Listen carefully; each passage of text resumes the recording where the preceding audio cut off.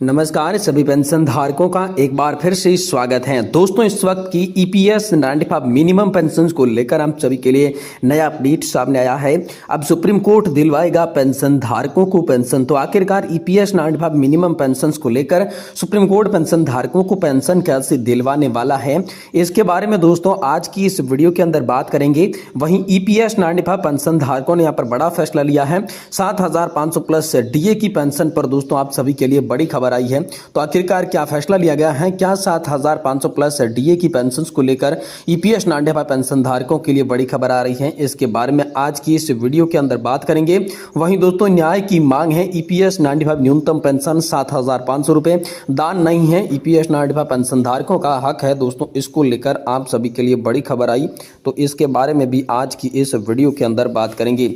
साथ ही साथ दोस्तों आप सभी के लिए बात करने वाले हैं ईपीएस 95 न्यूनतम पेंशन बढ़ोतरी को लेकर आप सभी के लिए वित्त मंत्री और श्रम मंत्री को भेजी गई है ईमेल। तो आखिरकार इनको क्या क्या ईमेल भेजे गए हैं और पीएमओ तक आवाज में चिट्ठी में कैसे पहुंचाई गई है, इसके बारे में भी दोस्तों आज की इस वीडियो के अंदर बात करेंगे। यानी कि दोस्तों आप सभी के लिए आई आज की तमाम बड़ी खबरों की चर्चा इस वीडियो के अंदर करने वाली हैं।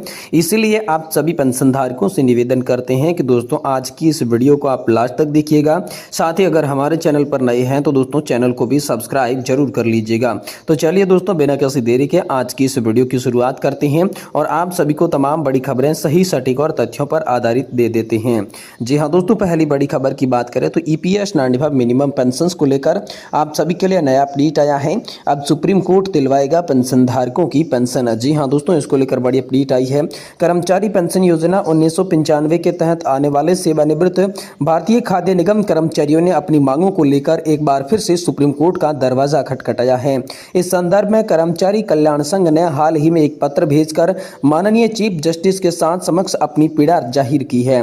दोस्तों इस पत्र में संघ ने उल्लेख किया कि सुप्रीम कोर्ट ने हाल ही में की गई एक टिप्पणी की 15,000 रुपए प्रति महीने सेवानिवृत्ति व्यक्तियों के लिए अपर्याप्त है। उसी को आधार बनाकर संघ ने मांग की है कि कर्मचारी पेंशन योजना 1995 के तहत पेंशन भोगियों की न्यूनतम पेंशन को जो है इससे बढ़ाया जाना चाहिए।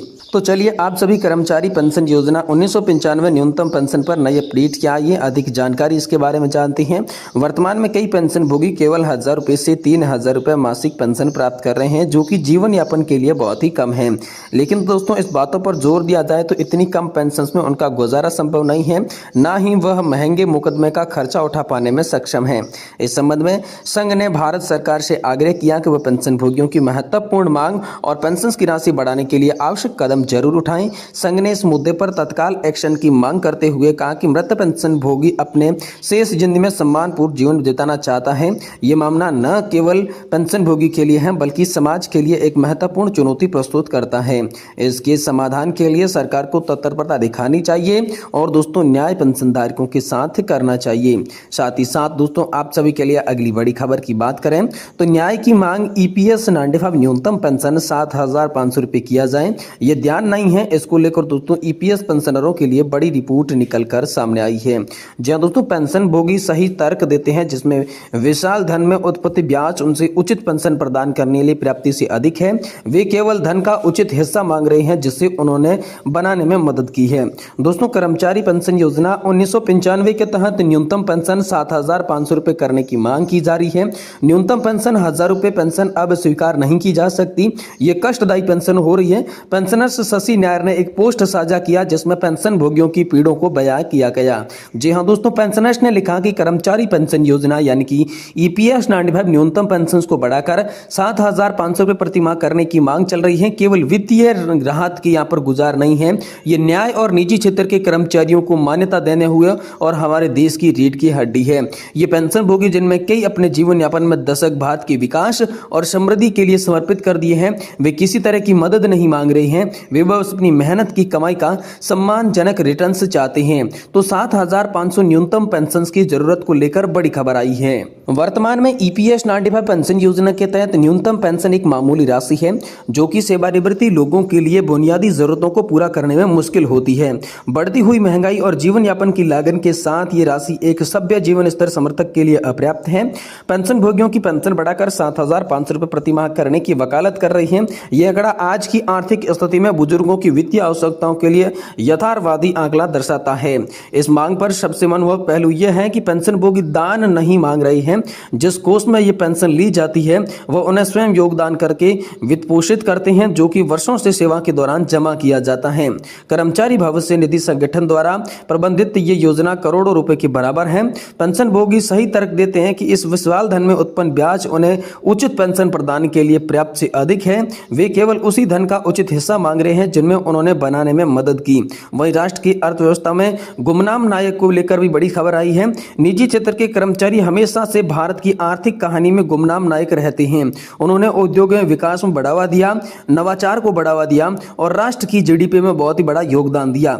अपनी महत्वपूर्ण भूमिका के बावजूद सब सेवानिवृत्ति लाभों की बात आती है तो अक्सर खुद को अपेक्षित वो पाते हैं। सरकार का नैतिक दायित्व है कि वह सुनिश्चित करे कि इन कर्मचारियों के बुढ़ापे में संघर्ष करने पर ना छोड़ा जाए। उनकी दुर्दशा को अनदेखा करके राज्य अपने कार्यबल में एक महत्वपूर्ण हिस्सा अलग अलग करके जोखिम उठाता है, जिसे राष्ट्र के लिए अपना सब कुछ दिया है। तो दोस्तों यहाँ पर जवाबदेही के आह्वान को लेकर बड़ी खबर है। जी हाँ, पेंशन फंड के प्रबंधक का काम करने वाली ईपीएफओ को पेंशन भोगियों की वित्तीय भलाई के लिए जवाबदेही ठहराना चाहिए। कुप्रबंधक और अक्षमता से आरोप में संगठन त्रस्त कर दिया है, जिससे इनकी लाभार्थियों के हितों की रक्षा और क्षमता पर गंभीर चिंताएं पैदा हो रही है। यदि ईपीएफओ उचित पेंशन प्रदान करने में अपनी जनादेश को पूरा नहीं कर सकता तो वैकल्पिक समाधानों की तलाश की जानी चाहिए। एक विकल्प में कर्मचारी ईपीएफओ के बाहर निकलेंगे और खुद की निवेश और पेंशन योजना चुनकर स्वतंत्रता देना शामिल हो सकता है। यह दृष्टिकोण न केवल वित्तीय साक्षरता को प्रोत्साहित करेगा बल्कि कर्मचारियों की अपनी सेवानिवृत्ति बचत पर नियंत्रण रखने की अनुमति देगा।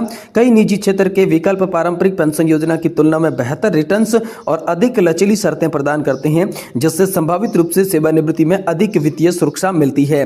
वहीं दोस्तों आखिरकार इसका निष्कर्ष निकल कर आया, पेंशन भोगियों की आवाज सुननी चाहिए। जी हां दोस्तों, ईपीएस 95 न्यूनतम पेंशन को 7,500 रुपए तक केवल संख्याओं से अधिक है। यह सम्मान, न्याय और निजी क्षेत्र के श्रमिकों को अमूल्य योगदान की मान्यता के बारे में है। सरकार को इन पेंशन भोगियों की आवाज सुननी चाहिए, उनकी चिंताओं को दूर करने के लिए तेजी से कार्रवाई करनी चाहिए। ऐसा न करना केवल सेवानिवृत्त लोगों के साथ घोर अन्याय होगा, बल्कि मौजूद कार्यबल के विश्वास और मनोबल भी कमजोर पड़ सकता है। हमारे देश की समृद्धि की नींव रखने वाली बलिदान और कड़ी मेहनत का सम्मान से उनके समय यहाँ पर जो है सम्मान का समय आ चुका है।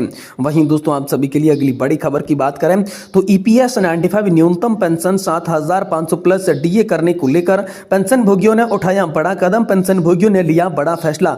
तो आखिरकार पेंशन भोगियों ने क्या फैसला लिया, चलिए आपको विस्तार से बताते हैं। जैसा कि दोस्तों आप सभी जानते होंगे कि पिछले 7 से 8 सालों से लगातार नेशनल एजुटेशन कमेटी यानी कि राष्ट्रीय संघर्ष समिति ईपीएस पेंशन धारकों की पेंशन वृद्धि की मांग करती आ रही है। उनकी मांगों को पुरजोर तरीके से उठाती हुई आ रही है।